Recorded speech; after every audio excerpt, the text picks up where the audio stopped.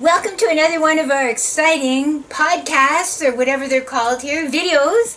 This one I just want to briefly say a few words about volunteerism. Many people right now have an idea in their head of, well, what's in it for me?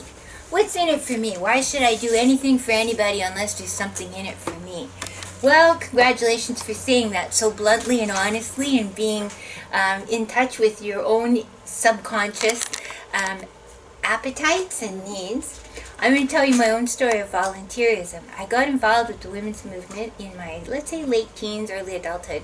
I started hanging out at a women's center, and although, like you back then, and like me now, and like you now, all of us have part-time job, another job, tasks, responsibilities, 5 bags of laundry that need to get done, 8 cat boxes that need to be cleaned twice a day, all these kinds of things. I totally get it. Everybody is overburdened. Everybody has to make good day-to-day choices about how to wisely invest their time and their energy. Well, my little infomercial today is to say, what's in it for you? Good question. Volunteerism. Through the Women's Center that I got involved with years ago, I got to learn about the different women in my community and to make some friends with women who were different than me. At the time, I was waitressing at places like Country Style Donuts, which is like a Tim Hortons here in BC. And so I only had a certain circle of friends and a certain circle of contacts. And they were also waitresses in a donut shop. So sometimes through volunteerism, you can meet a whole new cluster of people who maybe have different skills, life experiences, different cultural experiences, and so on from you. You will be enriched by spending time with new circles of influence and wisdom and friendship. My experience with the Women's Center at that time, not only did I start to make new friends who had different values and goals and trajectories for their lives.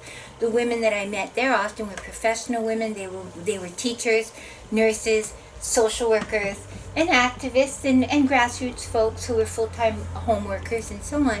But it gave me a great wealth of network that I could count on to offer me advice and wisdom that I may not have been able to get from my own mother or from my friendship network through the donut shops. The other thing is I was able to take experimental moments that were zero risk.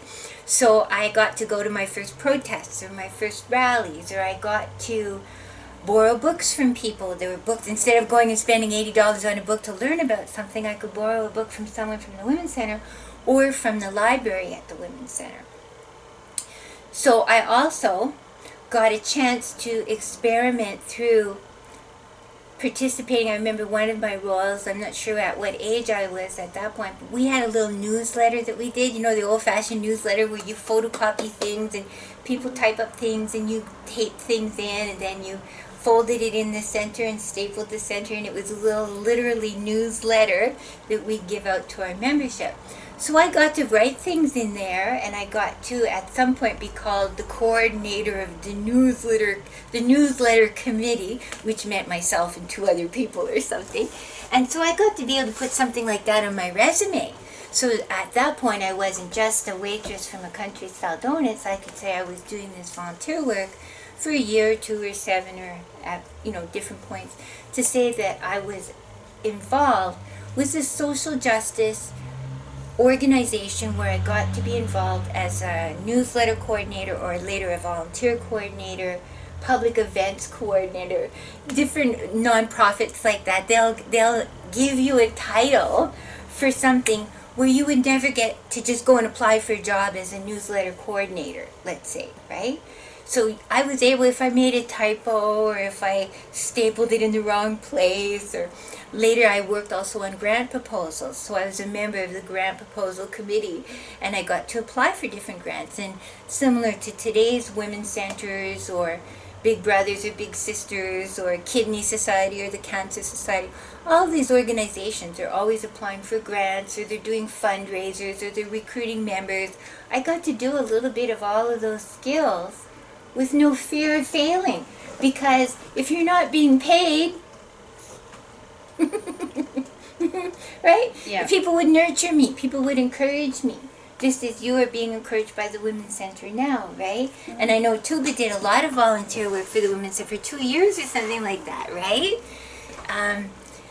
So you get to be part of something bigger than yourself. That also feels good too, to somebody, if you're at a party or you're on a bus and people say, so what do you do? You don't always want to just say, well, I serve donuts at country-style donuts, right? If that's what you're doing at that time of your life for money. So sometimes to be able to say, well, I do this for money, but I'm on the volunteer committee, or we're planning a big fundraiser for Christmas, or, it gives you another part of your identity that you can develop and share with people, and it makes you feel more complex and enriched.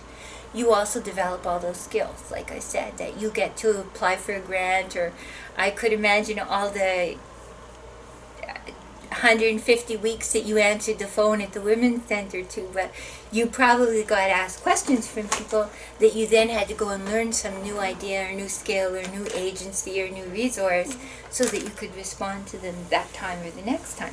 So you got to learn about the resources in Prince George, who's who, what's what, where's where, how do certain agencies and dynamics intersect.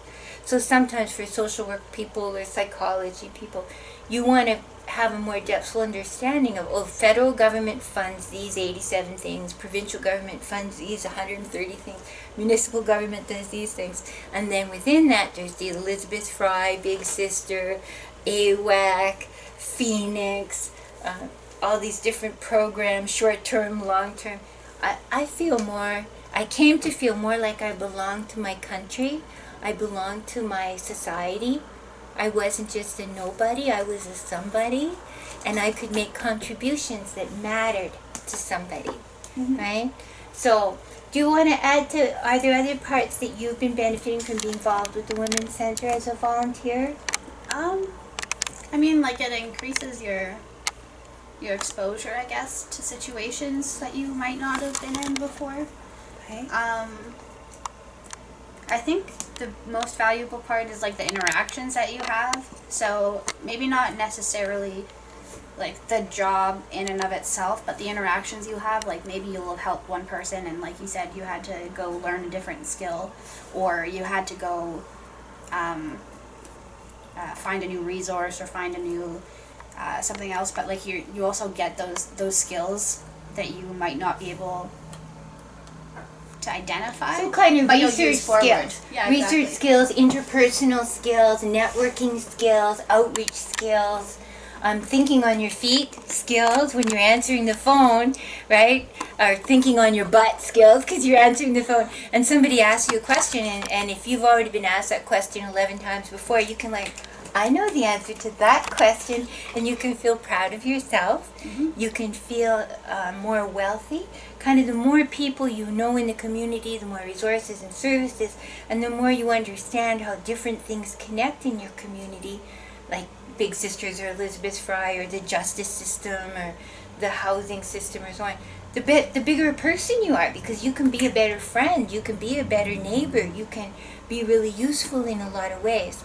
So another thing I wanted to kind of dovetail into that is, you may have forgotten this, but I'm guessing that through my volunteer work over the years, I've also got to meet people that later on, if I wanted a reference for a job, or if I wanted them to give me some hints about, if I'm going for this job interview, I know you're involved with that kind of agency.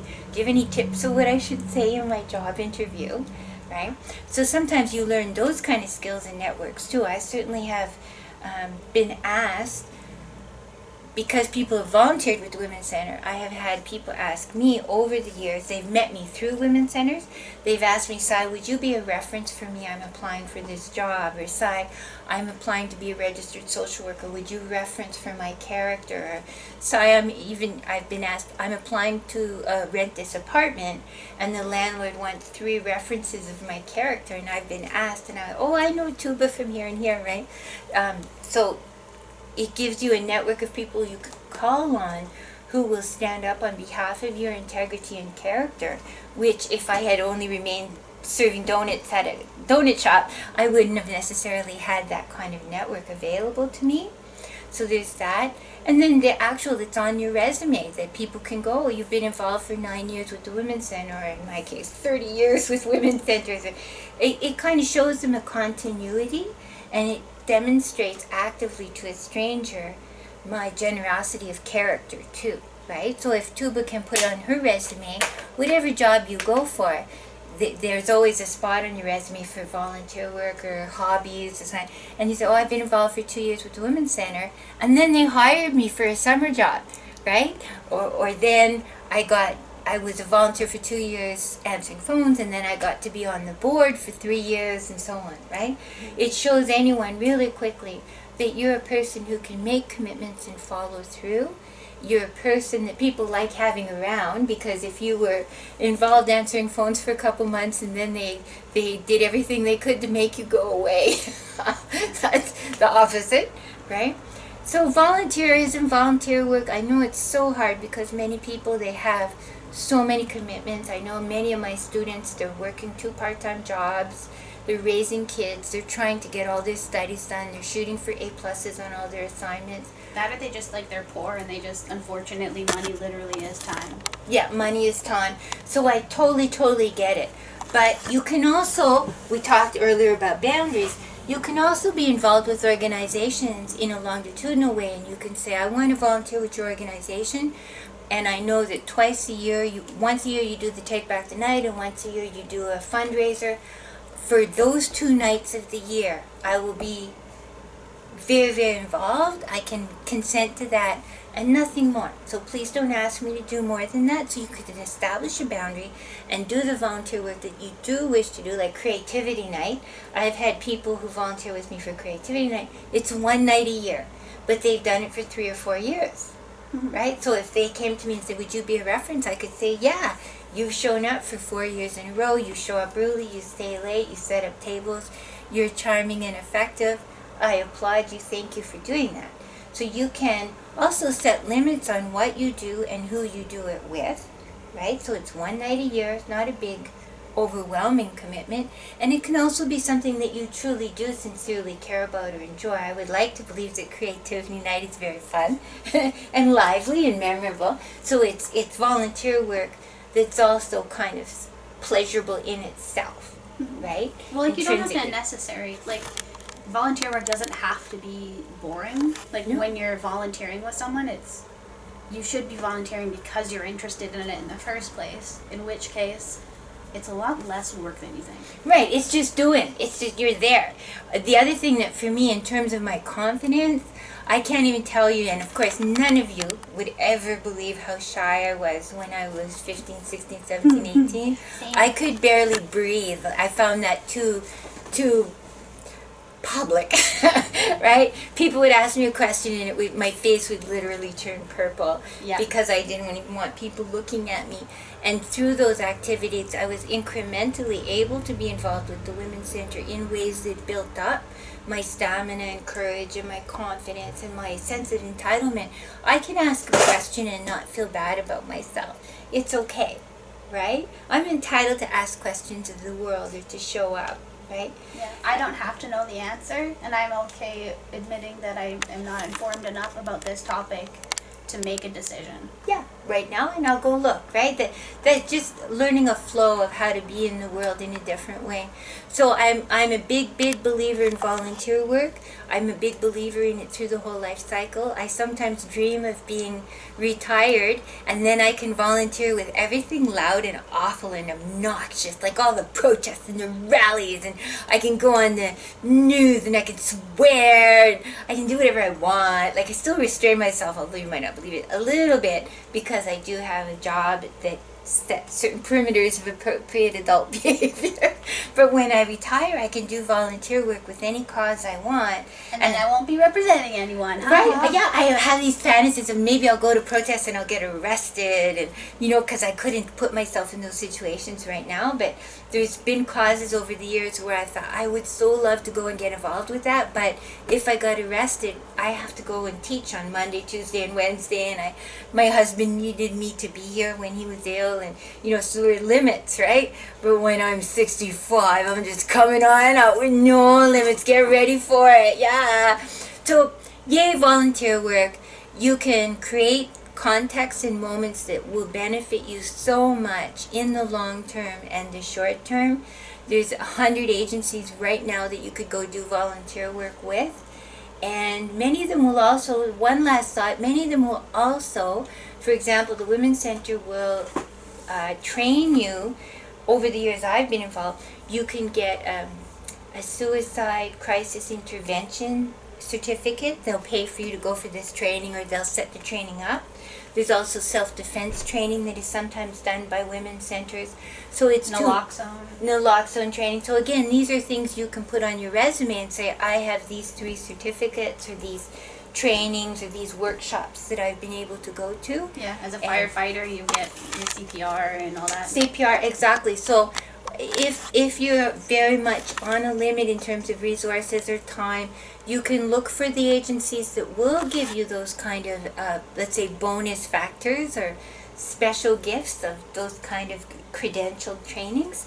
And that's well worth it too. Some of those, if you had to pay for it on your own, you might cost $300-400, and you can go and get it, and yay, right? Mm-hmm. So, and also you just feel good in your soul. I'll end with that. You can feel good in your soul. Get your soul dancing. Do volunteer work that's meaningful for you. And of course, also in social work, family social work, or social work with victims of abuse, there's a million agencies, places, moments that you could do volunteer work, which will circle back to your professional skill kit. You'll have that, and maybe you wouldn't have had it from your own agency later on when you get hired, right? Thank you very much, Tuba and Carlene. Another video. Thank you for attending our lesson on volunteerism.